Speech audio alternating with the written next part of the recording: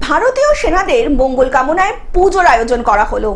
বাৎসরিক শীতলা মায়ের পুজো শুরু হয়েছে, আর সেই পুজোতেই সেনাবাহিনীর উদ্দেশ্যে পুজোর আয়োজন করেন মির্জা বাজার দেশ কমিটি ও বাজার কমিটি।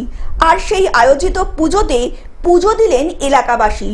পরিক্রমের সাথে ভারত পাক সীমান্তে লড়াই জারি রেখেছে ভারতীয় সেনাবাহিনী, একের পর এক প্রত্যাঘাত।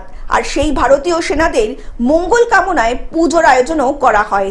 জাতীয় পতাকা হাতে ভারত মাতার জয়ধ্বনি দিয়ে স্লোগান দেয় সকল এলাকাবাসী।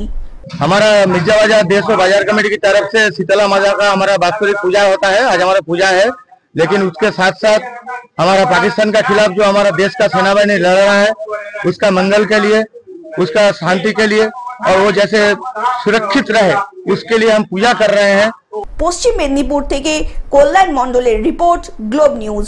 এখন থেকে গ্লোব টিভি দেখুন আপনার স্মার্টফোনেও। গুগল প্লে স্টোর অথবা অ্যাপল স্টোর থেকে ডাউনলোড করুন গ্লোব টিভি লাইভ অ্যাপ। এছাড়া জিও টিভি অ্যাপ থেকে দেখুন গ্লোব টিভি লাইভ।